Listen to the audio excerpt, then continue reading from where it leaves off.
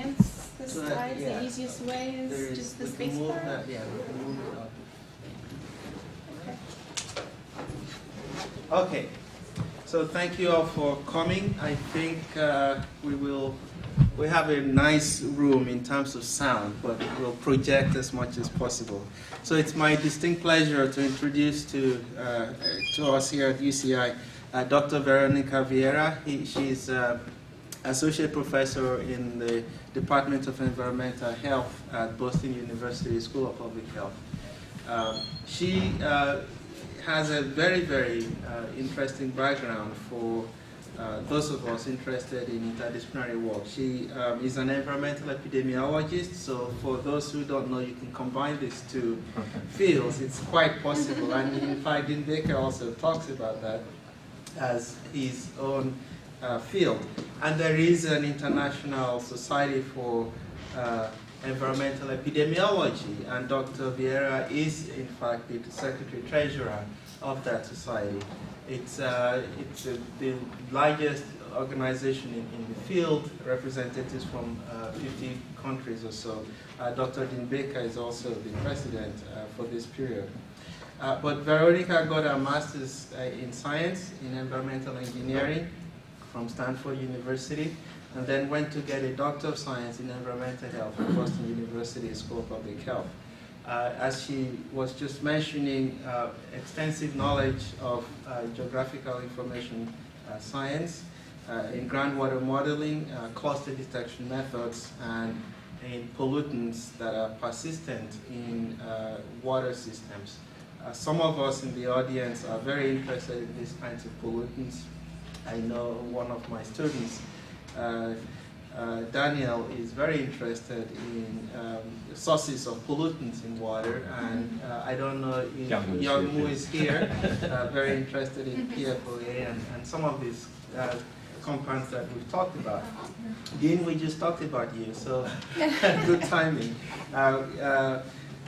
Anyway, so it's really a great pleasure to have her visit us all the way from where it really snows, and I hope you are digging out from under that pile this time. But she's going to talk to us today about breast cancer risk. There are many faculty members who are interested in cancer on campus. In fact, we're really organizing to build that even more so in population sciences. But in this particular case, it's the risk factors from environmental exposure to drinking water that's contaminated. So thank you very much, and we look forward to sharing. Maybe before 12, we will discuss, and then we'll go to lunch to continue. Well, thank you all for coming, and thank you for that introduction. As Dele alluded to, I'll be sharing with you some of my research that I've done on breast cancer risk. And this is really a story that started about 10 years ago when I started as a doctoral student with some of my research there, and it's just sort of progressed through postdoc and now faculty. And again, as I explained to some of you before that showed up earlier, it really is a progression where each study kind of leads to more questions, and that kind of leads to the next step in your research career. And so I'll be sort of taking you through my own story of how that's played out. Feel free to interrupt if you do have any questions that really need to be answered immediately. Otherwise, I think we'll have some time at the end to have some questions and answers. And again, this is research that I've done related to the Boston University Superfund Research Program. So for the overview, there are really three main points that I'll be discussing today. The story begins with a study looking at tetrachloroethylene contaminated drinking water and how that related to breast cancer risk. Using that data set that we collected to address that question, we then moved on to looking at space-time analyses of breast cancer using residential histories. And so we really did a good job of looking at where people lived in the past in relationship to their risk of developing breast cancer in the present. And then those clusters that we detected then generated hypotheses for us to pursue in relation to plumes from the wastewater treatment facility located nearby. And so that's how I'll be ending the talk. So most of the things that I do deals with GIS. And so for those of you not familiar with it, I just wanted to put one slide up that really summarizes what it does. And basically, it is a tool that allows you to visualize spatial data and then the map itself is usually made up of multiple layers, and that's really the advantage to it, is being able to take the spatial relationship of different features. And so here what we really look at in the work that I'll be showing is the relationship between where people live and the environment and the exposures that persist there. And so it's linking those environmental presence to people and to both the timing as well as the location to really determine exposure. So the story begins with a chemical known as tetrachloroethylene, or PCE. It's also the chemical used in dry cleaning, although this particular exposure that I'll be talking to you about was actually due to the fact that it was applied to pipes in the drinking water. So this chemical is highly volatile, so it's often used as a solvent when applying things like liners, and usually believed that if you leave it there for long enough, it will volatilize. There are known health effects. Most notably, it is a probable human carcinogen, both by IARC and EPA, and it is commonly found in Superfund sites. But the reason that we were interested was that it had been applied to a lot of the piping in Massachusetts, drinking water pipes. Because of the asbestos cement that was used, people complained about this taste. And so as a solution, they decided to put a vinyl liner on these pipes, and they used PCE as the solvent. And so this is done for a lot of the pipes that were being installed and replaced from 1968 to 1980 throughout the state. What happened, though, is it was only done to those that people really complained about or that needed to be replaced, and so we had this really irregular pattern of exposure. So here, the red pipes are those that had the vinyl lining, and the blue ones are other pipes. And so you can see that your neighbor across the street may not have actually been exposed, even though you are. And so it's not just a proximity measure of exposure here, it's really knowing where people were living and when they were living in relationship to when these pipes were installed. So essentially what happened is they applied the liner, and they didn't let it volatilize long enough. And so after several decades, in fact, they started seeing these chemicals show up in testing of the drinking water. And so then immediately they began to purge all the pipes, but by then it had been several decades of people drinking this water. And this also temporarily coincided with a large increase in breast cancer risk in a particular part of Massachusetts, referred to as the Upper Cape. Are people familiar with Massachusetts at all? Some of you. So Massachusetts has this tip called Cape Cod, and it's really basically it's a sandy, beachy, touristy area. And so the Upper Cape is made up of these 5 towns, and most of the pipe with this PCE liner was actually installed in this area. So we really focused our investigation on the relationship between PCE and with breast cancer in this particular area. I lived in Falmouth for 1 year. When did you? Did you drink the water? I No. did. I get that question all the time. It's like, would you drink the water? Yes. And this, the pipes were in from 1968 to 1980. So what happened next was, well, they decided that they would do a couple of population-based case control studies. The first one was 1983 to 1989 that they ascertained breast cancer cases. And then they followed up, when there was more funding, with another 4 years of data. So the true length of the diagnosis period for breast cancer cases was 1983 to 1993. And so one of the advantages is that with these types of study designs, you actually interview people. You collect information on risk factors that's really pertinent to determining if something like medication or hormone use or reproductive history, which are all really well-known risk factors for breast cancer, is actually the cause of the disease and not drinking water. But in addition, they collected information on how much drinking water women consumed, how long they showered for. Because it's a highly volatile chemical, it's also important to know how hot your showers were. Because as you're showering, volatile chemicals will then enter the air, and so that's another exposure pathway for you. And so all these information was gathered from questionnaire data. In addition, what we really had that a lot of registry-based studies don't is an extensive residential history. So going 40 years back prior to diagnosis for cases or an index period for controls, all the addresses were collected and geocoded. And so people not familiar with that term, essentially what that means is you take a street address, and in relationship to what's known about where coordinates are, you actually assign an XY coordinate or a longitude and latitude to people so that you can measure relationships spatially. So we had residency for all addresses for when they started, the year they started living there, and the year they moved away. We also knew what their drinking water supplier was. So in this particular area, it's not uncommon to have private drinking water wells in your backyard. And so we knew which women were having their own water supplied through private water, or who were actually being supplied by public drinking water systems. And so that's important when it comes to knowing if you're actually being exposed to these pipes, because these were just public drinking water pipes. In the end, we had 1,480 breast cancer participants, and that ended up giving us 2,400 addresses. So really, it's not just about the address of diagnosis again. We wanted to take a cumulative exposure going back to 40 years, looking at all those addresses. So information was not just about the women, but also about the pipes that we needed.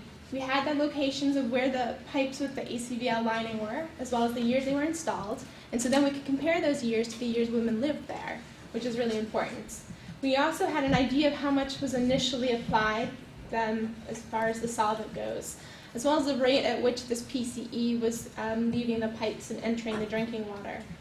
And so we were able to also use town land parcel maps so that we could geocode people to those parcels. And we knew approximately how many people were, using this water. And so the trick really came in determining the direction of the drinking water flow, and that's a bit complicated. So essentially, if you look at this house here in yellow, if the water is coming from the north through the blue pipe, which doesn't have ACVL or the PCE, then they wouldn't be exposed. But if the water was coming from the opposite direction, where it passed by the red pipes, which is the PCE contaminated pipes, then they would be exposed. And so there was a lot of room for exposure misclassification. And this is a term you guys will probably hear throughout your studies, but it's really when you think somebody's exposed, but they really weren't. And there could be various reasons for that, but this is one of the ones we were most concerned about, is that if we didn't, in fact, take into consideration the appropriate flow of the water, well, then we would be saying some people were exposed when they really weren't. And so in order to determine which direction the water was flowing, we used what was freely available and developed by EPA. It's referred to as an EPA Net software package. And essentially, given the pumping rates and the amount of people on these different pipes, you were able to determine what direction the water was flowing in. And so, although this is really used more for disinfection byproducts and other measures of drinking water quality, we were able to adapt it because it was open source to this particular exposure scenario, which was pretty innovative. And so in the end, what we had was we knew, based on the flow and the direction of the pipes, what we were looking at as far as concentration of PCE. And so in the end, we calculated for each person and each address, and then summed over time, what their PCE exposures were. And then we used that in our regression model for all the breast cancer participants to see if there was a strong association between drinking PCE-contaminated drinking water and their breast cancer risk. And so in the end, when we did this, and as well as looking not just at their drinking water, but also their showering habits and things like that, it was actually one of my first dissertation papers, was incorporating all their behavior patterns. And it turns out that, not too many people take cold showers. So there wasn't enough variation in people's personal habits to actually make that addition to the model probably worth the time I spent doing it. But needless to say, until you do it, you don't know. But in the end, we did see moderate associations. And the problem is that they weren't really strong enough to explain all the cancer risk. And there was still a lot of community pressure to really know and understand why this particular area was seeing such high risk. And so given the valuable data that we had from these case control studies, the fact that we had, oh yes? How high was the relative risk? It was about 1.4. Yeah, so it was odds ratio of 1.4, 40% increase in odds, people who were drinking this contaminated drinking water. And we looked at different latency periods and different lengths of exposure durations. And it did get stronger with longer duration as well as with longer latency. Breast cancer is one of those cancers which does have probably between 10 to 20 your latency, and the word latency basically means the timing between when you're exposed and when the disease actually becomes apparent. So it's not that an exposure that occurred the day before you were diagnosed could actually probably be biologically relevant. It's less important than information collected probably 10 years prior. But again, we had all this valuable information on risk factors, on where people lived, especially for me, that's what I was most interested in at the time, was looking at how things spatially were relevant to etiology. And so what we did next is we took that information and conducted a space-time analysis using the residential histories. So this is my favorite picture.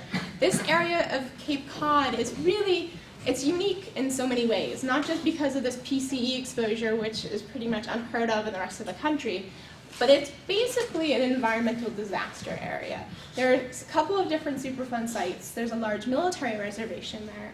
There was also a lot of pesticide use for cranberry bogs. And the problem is that the sandy soil, anything that sort of percolates in with the rainwater, manages to get into the drinking water because there's one large aquifer for that area. And so then it all goes right back into your drinking water. And so this is a picture of a glass of water taken near the military reservation with enough jet fuel in it to light it on fire. And so for the longest time, really this area, they were worried about the military reservation. But there was obviously other things going on with the drinking water and other sources of contamination. And so we wanted to also look fully at the entire area, not just at this one particular area. And disease mapping is a common way to do that, to take data that you have existing and do sort of exploratory analyses with that. And it's often done with cancer registry maps. As I mentioned before, there are some limitations. One is that it does ignore latency, meaning that it uses the address of diagnosis. But the other thing, too, is that they like to aggregate their data. And so they do that usually by just mapping particular rates in each town. But if you're thinking of an environmental exposure, it's not going to stop at the town line. And so really, you're not getting a good sense of where the exposure is because you're having to aggregate. There's also what's known as spatial confounding. And that results from not having all of the appropriate risk factors collected. And a lot of times in cancer registries, you don't have things like reproductive history.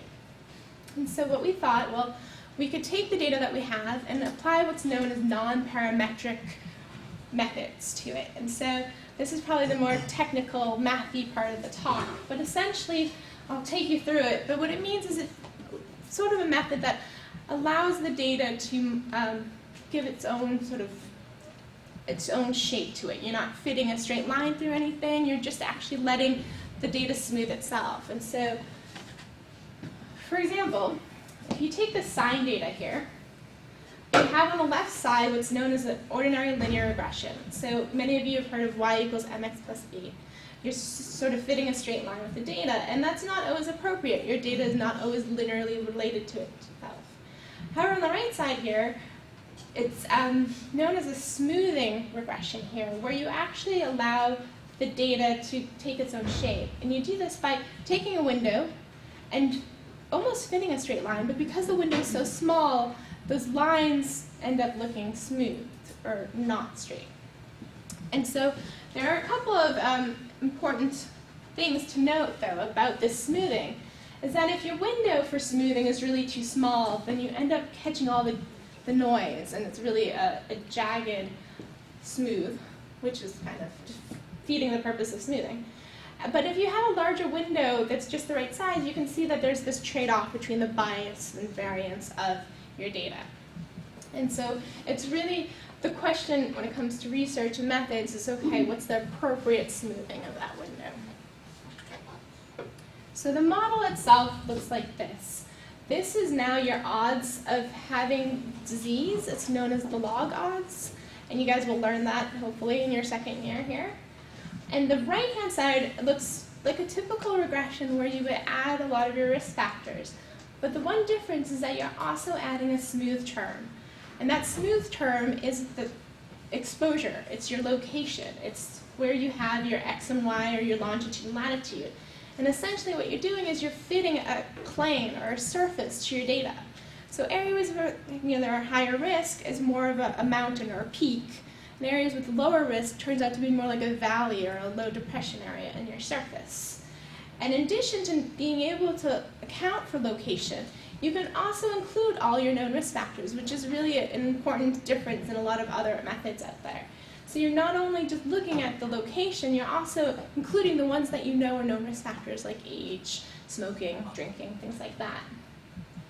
And then also important is that we can test for whether this effect of location is statistically significant, which is important because you don't want to just say, oh, there's a cancer cluster here, without being able to really support that with your hypothesis testing. Does anybody have any big picture questions on this moving forward? So what really happens is you take all of your data you've collected and you put it in your model, and here's where all that geocoding comes into play.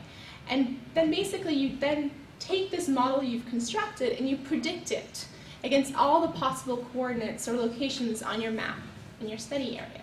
And it generates for you this smooth surface of risk where you see low values and high values. And then with GIS, you can map that using colors so that the lower values are blue, the higher values are red. And so you end up seeing this map that looks kind of like a rainbow, but the areas with elevated risk are the warmer, hotter spots. Maybe this is a good time to ask this, because I was thinking, for example, this chemical is banned in California primarily because of dry cleaning. Right. So how do you draw a line between risk factors that may be relevant, may not be relevant in certain locations? Right, so here, because it wasn't banned, we did include it as a known risk factor. We included it in our model and adjusted for it. And then we had the timing of it. And so it's really just looking at this particular case. If it were banned moving forward, then there would be no exposure. And so that timing would not be relevant anymore. But now, we've sort of studied the PCE aspect of it, and we knew that it wasn't the only explanation. And so controlling for that, or including that in our model, but then also including this term that really captures the residual risk, or what's left over after you've accounted for what you know to be risk factors, is really what we were most interested in. And so that's the exposure. It's just the relationship with space. And it was just going to show us if there was a pattern. And for some of the cancers that we looked at and some of the time periods we looked at, there wasn't any spatial variation. There was really nothing going on that differed from one part of the study area to another after you adjusted for your things like age and smoking. But for breast cancer, we did actually see a lot of spatial variation that even after considering things like reproductive history, PC exposure, other things that we knew were risk factors, still persisted. And so we wanted to really study that further. So a couple of more things. Again, we are looking at odds ratios in this map. And so it's relative to the entire study area. We're using as our reference, or our common group, the entire average of the study area. And so just as a review, an odds ratio of 1.5 means the risk of the breast cancer in that particular location or point is elevated 50% above the whole study area. And so the range of our odds ratios was about 2.25 to 2.5, and the lower would be blue and the higher would be red. And so you'll see some areas that are white, and that's areas in this study area that happen to be conservation land, and there was nobody living there, so we excluded that. So these are a series of maps from the results of our space-time analyses. And essentially what you see here is the scales are all the same. And so here we have this really elevated area of breast cancer risk, and there's also areas of decreased risk. And this is how it changes over time. And so the black bars here on this show beginning in 1947 and going to 1989 what the risk looks like over time. And so you can see the patterns do change. And this does support the fact that there is this latency period where the closer you sort of get to diagnosis, the less is actually going on in relationship to the environment. But most importantly is that we had a couple of areas. One, this is where the military reservation was, and there were already ongoing analyses of that. And we also did see in this area some levels of increased risk. And so those are the ones that we were interested in exploring further because nobody had really looked into that. And so I just, I'm just curious, which confounders are adjusted for? so this is, I mean, you sort of hinted at it, there's a long there's like list. 10 of them. Okay. Age, all the reproductive history, Okay. parity, history of breast cancer, smoking, drinking, PCE exposure, hormone use, SES indicators. A lot of them weren't spatial confounders though, so that's the other thing. Because to be a confounder, you need to be associated with both the exposure as well as the outcome. Here the exposure is location, and so really a spatial confounder needed to be spatially, aggregated in certain areas. So for age, you can consider that that would happen if you had a lot of elderly people moving to a particular town. But other things like the use of hormone replacement therapy was not spatially varying. So although it's a risk factor and other things, it wasn't really a confounder here. But we included them and then, saw that they didn't really change the pattern at all. Any other questions before I show you the next slide? So I know, obviously, the red zones are of concern. Mm-hmm. How come were you compelled to try and explain why? Yes, that Someplace comes is next. okay. So first, let me just, this, is one of the highlights of my career here. No. So sad. So what happens is for each year, you take this time period and you smooth the data, and then you can generate a map. Well, you take the maps and you put them next to each other in this movie maker software, and really it just shows the movie over time of how the risk does change. And so it's just visually really almost startling to see how risk was so much higher, 20, 15 years back, and how it changes and gradually, you don't see it as much anymore. And so, yeah, we wanted to know what's going on in some of these areas. This really does sum it up best here, where we have for our no latency, which is all of our addresses up until diagnosis, really nothing going on. It's a flat surface. And then here, this is with our 20-year latency, we see a very significant p-value, which means location certainly does matter here. And then, to be specific, we're looking at these two areas. And again, I've explained this one being the military reservation, but this one here is the one we wanted to follow up more. And what we did is we overlaid that with existing maps that were generated through the conservation area in Cape Cod of known plumes in the area. And so the black contour lines now represent areas of statistically significant increased or decreased risk. And you can see here that these two areas in the far right here are quite similar, both in shape and size. And so this was really our jumping off point. We saw that there was this relationship. And of course, this doesn't mean that it's in fact caused by one thing or the other, but it did sort of, in our minds, tell us, well, this is something that needs to be explored further. And so these are plumes. The ones here in dark purple are the plumes from the military reservation. But the ones in more of a pink are ones from other sources. And those sources include landfills as well as a wastewater treatment facility. And so that's where the story goes next. We have this spatial co-location, but that's obviously not enough to say that something was going on. What we needed to do is go back to the questionnaire data, find out more about their drinking water and what their source was and what companies were supplying them, as well as where the drinking water wells were located in relationship to these plumes. And so the first problem, though, was that we didn't really know what was going to be in the plume. Unfortunately, because it's a retrospective study, and where the exposures really were occurring back in the 60s and 70s, we didn't have any measurements anymore. They didn't take any at the time, really.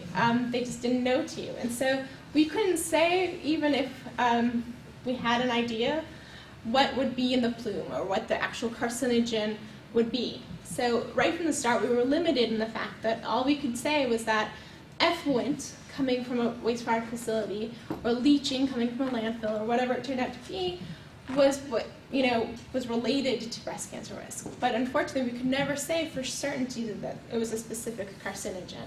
And that really is, it's almost bittersweet for people who are more confident now that it was drinking water related to breast cancer, but still don't have any idea what the culprit really was.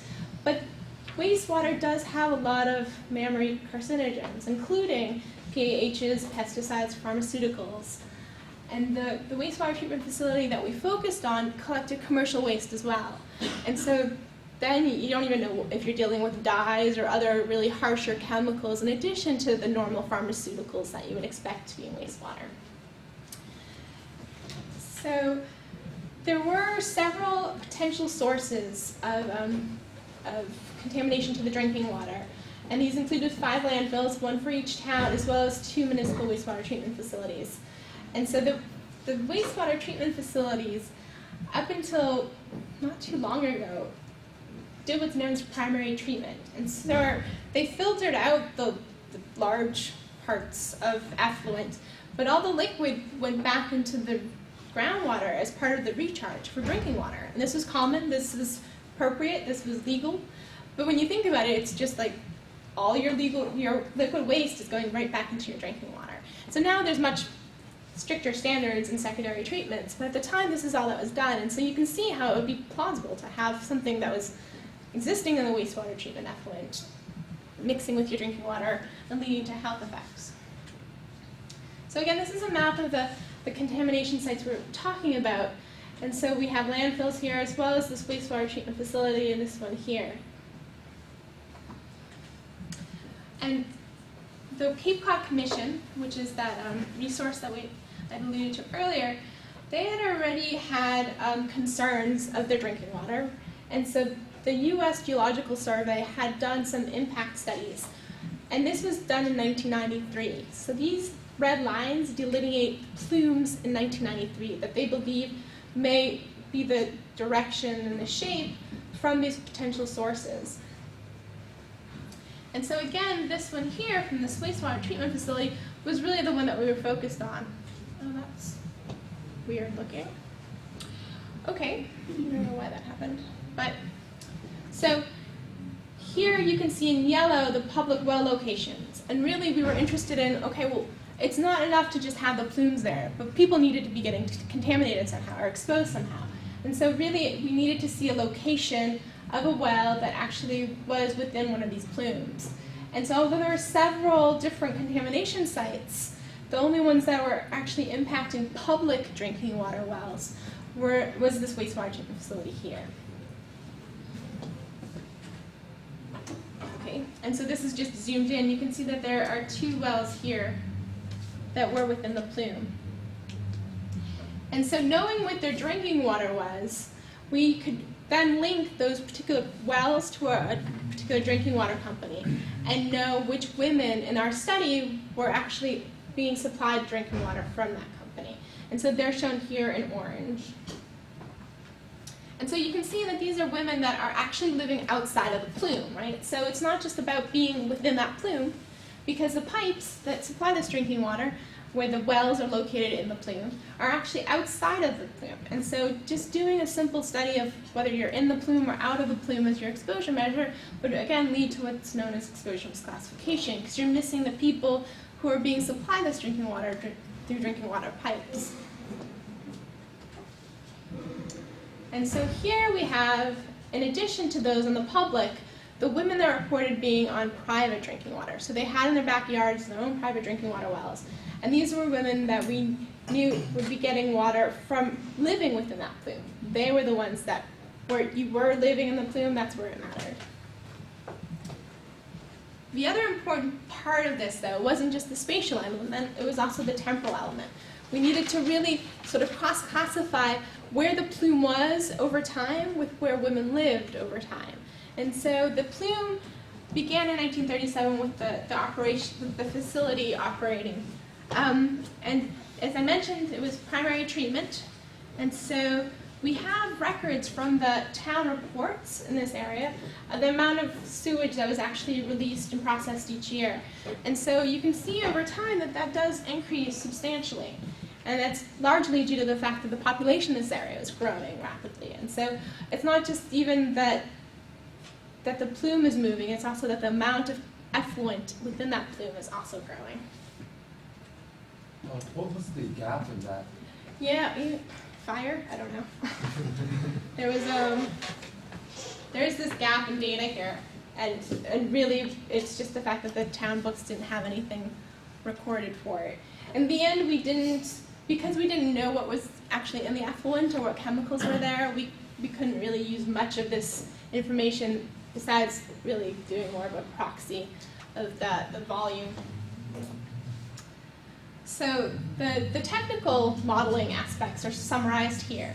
We use what's known as a three-dimensional mod flow groundwater model, and this was developed again by the U.S. Geological Survey.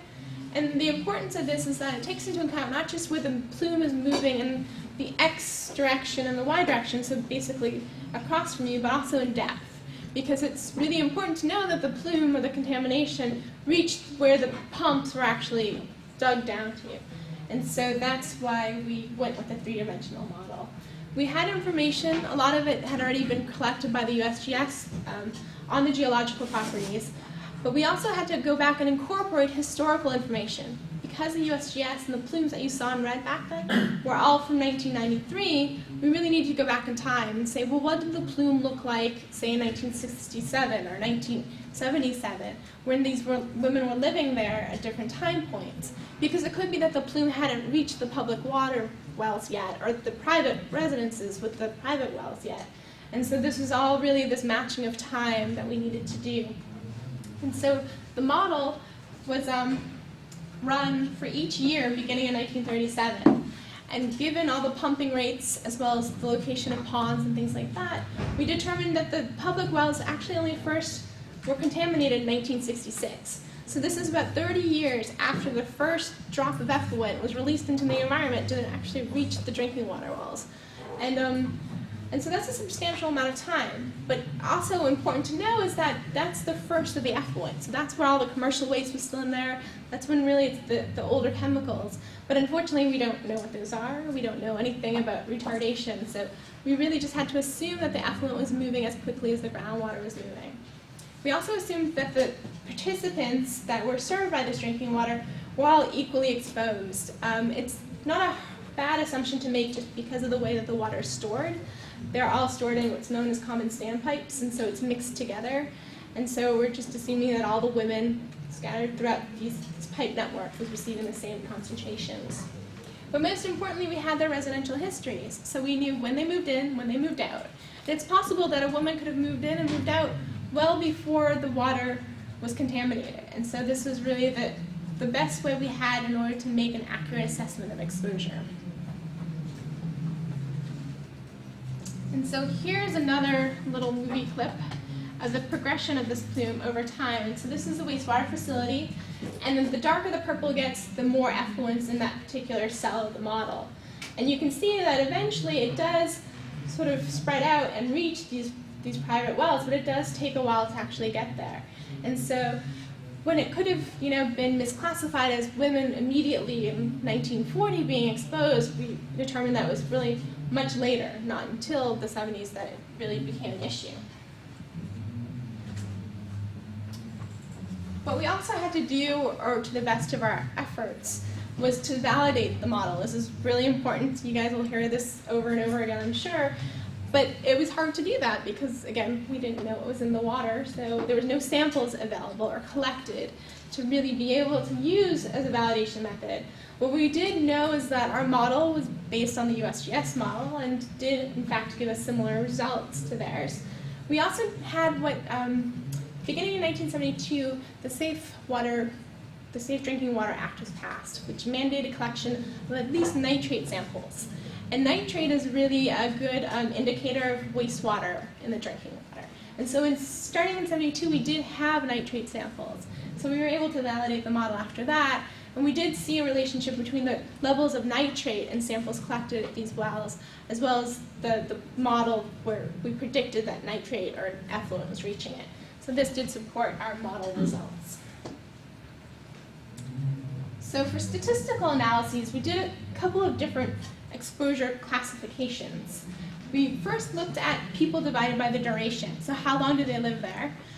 People, obviously, that were living there a lot longer were consuming a lot more of this drinking water. We also had, over the entire residential history, a cumulative measure, but then we stopped at certain time points to allow for latency so that we could also consider the fact that drinking a glass of water the day before you were diagnosed isn't going to be that relevant. We had a common unexposed reference group of 700 controls. So these are women that did not have any drinking water exposure whatsoever throughout any of their residential histories. And then we had 533 cases. So we controlled for age, vital status, family history, personal history of breast cancer, age at their first birth, education, race, and study of origin. So for the results, you can see on the red is the latency periods, and I'm just going to show you a couple of latencies, 0 and 15 years. And then here's duration. So this is living on the Cape for less than 5 years or equal to, and then for greater than 5 years. And so we have the number of cases and controls, as well as our adjusted odds ratio and 95% confidence intervals. So you can see with no latency that there is a null relationship here, especially with less than 5 years, and non-significant, although slightly elevated risk for greater than 5 years. But then when you look at with a latency period of 15 years, as well as with a 5-year or more duration, you have statistically significant risk of 1.8. And this actually got stronger with 20 years, but because of data limitations, it was really unstable. So what I mean by limitations is that not only do you have to have lived there 20 years prior because of latency, you also had to live there for 5 years prior to that in order to be part of this longer duration category. And so we just didn't have a large number of women who were actually fitting that residential identity. They weren't there for 40 years, or very few of them were. So it'd be interesting to look at this today with, new batch of women to see if this still holds, but that actually involves more money. So in conclusion, we actually did see one of the strongest relationships between environmental exposures and breast cancer in this particular cohort through all the studies that we had done. And so that was almost an odds ratio of 2. And it only got stronger with longer latency and longer duration. And again, there wasn't historical water samples available besides that of the nitrates, but we're fairly confident that the model was predicting pretty accurately as far as timing of exposure went. There is this possibility that there are other things in the water, and that's something that we do allude to in our paper too. There was an airport nearby that could also have been spewing jet fuel into the drinking water. So there could have been other spatial confounders that were also playing a role in this. But the bottom line is that it was looking like something in the drinking water at that particular time did impact the risk of developing breast cancer between 1983 and 1993. And so as a follow-up to this a little bit is that there's been quite a bit of public response, and it's all just a time issue, but the paper came out in February, and then it was quiet, there was nothing. And then the elections happened, and one of the items in this particular town was the expansion of the wastewater facility. And so I get all these emails and phone calls and bloggers about, oh, you have to, take our side and say that the wastewater treatment facility is bad, and expanding it would be horrible for, the health of the community and the drinking water. And so it became really an issue, and you guys will learn this in public health, about translating your research and how that's best done, and really trying to express a complicated issue of timing of exposure. So to say, well, I can't speak to what's going on now is basically my bottom line to them, because this was historical, right? So the cancer risk here that we're talking about was from 1983 to 1993. And the exposures, again, were really the ones that occurred with the beginning of the wastewater treatment facility. And who knows what was in that effluent. And so I felt really bad just trying to explain to people that, well, it was bad then, but I can't say that it's bad now because I don't know. And that's not the answer they wanted to hear, unfortunately. So it was both sides being mad at me. I'm like, I couldn't say one way or the other, because really it's not a good idea having drinking water wells 1.5 miles south of a wastewater treatment facility. Like, it's never a good idea, but to say that this study that we did suggests that there's health effects today was also misleading. So it was definitely my first exposure into the world of politics as far as a community level goes, and it was interesting, I have to say, but I I prefer doing the research part of it and letting somebody else talk about why or why not, you know, it can be used to their political advantage. So it was an eye-opening experience in that respect. So just to wrap up here, I wanted to acknowledge that this work was funded by the Superfund Research Program at BU, as well as a grant that I had from the National Cancer Institute to do some of the space-time work. I'd also like to acknowledge co-authors. Lisa Gallagher was my graduate student. She's recently graduated and is now at the University of Washington doing her postdoc. And then colleagues Tom Webster and Ashton Brown, Janice Weinberg. We've all been working together on this sort of spatial epidemiology group that we have at Boston University. And lastly, I'd like to thank you for being a great audience, and if you have any questions, please don't hesitate to ask. Thank you. The last thing, too, is that we have this website here with more information. I don't know if you guys can see it from there, but feel free to take a note of that. And what I'm sort of moving towards now is incorporating Google Earth into our space-time mapping. It just looks cool. Yeah? I know you mentioned towards the end that you had people calling you and wanting you to take their side, but in general, what is like the people living in this area, what is their reaction? I mean, are they scared to drink the water? You know, I got that question to you, and I honestly answered, well, yes, I would drink it now, because there has been so much more done in order to protect the drinking water. I also had a town councilor ask me, well, why are you doing this if it's not relevant to today? And I was taken aback by that, because there are women that have suffered with this disease, and, you know, at the time, they, you know, really want to know. And for those that are still living, and hopefully there are many, you know, it's still important to them to understand why breast cancer risk was so high then. And the risk isn't as high anymore. It's still slightly elevated compared to the state, but not as high as it had been in that time period. So there's really this question for a lot of public health officials why breast cancer risk was, you know, elevated. And I think it was important for those women, for the participants. I mean, first and foremost, we do this for our participants, you know? They're the ones that are looking for that explanation. And so to be asked, you know, well, what good is it now? It was slightly, I don't know, offensive, I guess, but there are lessons to be learned now, too. You obviously do want to continue to protect your drinking water, and it's still true that they don't really have a good sense of what's in the drinking water. There's a lot of emerging contaminants out there. So this whole other research area that I work on deals with perfluorinated compounds, and, you know, Scott Bartel and Young Wu, they're working with that as well, but there are just lots of things that are released into the drinking water through pharmaceuticals, through, you know, flame retardants, things like that, that are getting into the drinking water, and there's very little screening for them in general. You know, it's not something that needs to be looked for yet, and so little known about the health effects too, you know, on the other hand, but it's sort of a precautionary principle tale. You want to try to limit what you're drinking, even if you don't know if it's going to make you sick. You'd rather just get as clean as possible drinking water as you can.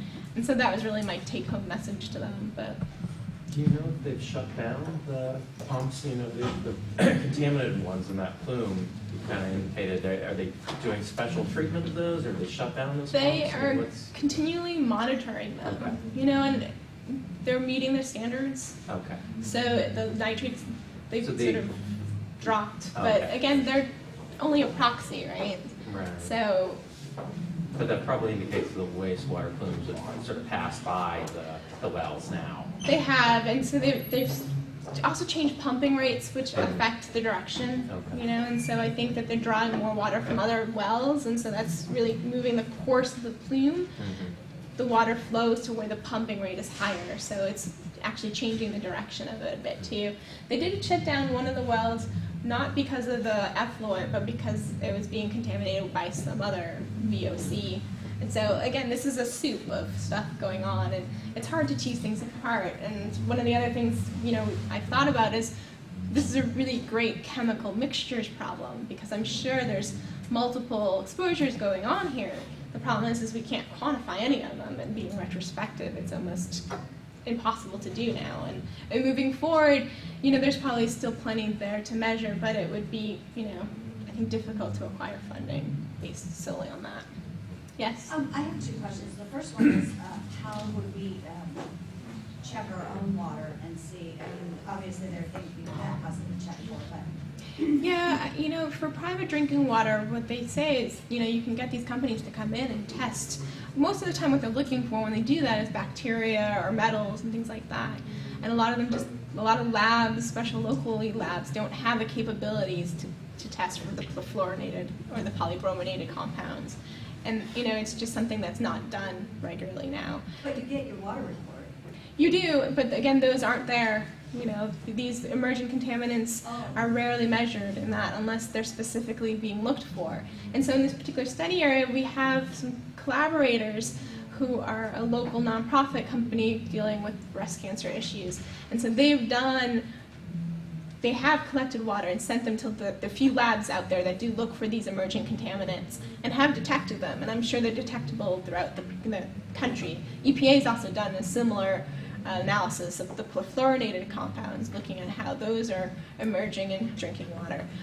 But you really do have to find a lab that's qualified to measure them because it's not the easiest thing to do in drinking water. So the things you get in your drinking water report is mostly just the metals and the bacterial loads and the usual sort of There's about a concerns. list of about 100 mandated Yeah. public water supplies. There's a lot of that test. VOCs, there's a lot of, known carcinogens that are detected, but the emerging ones haven't quite made the list yet. There are over 80,000 industrial chemicals licensed for use in the U.S., and we Yeah. only really understand the toxicity of a couple hundred of those. That's right. Only about 100 are mandated for testing in drinking water.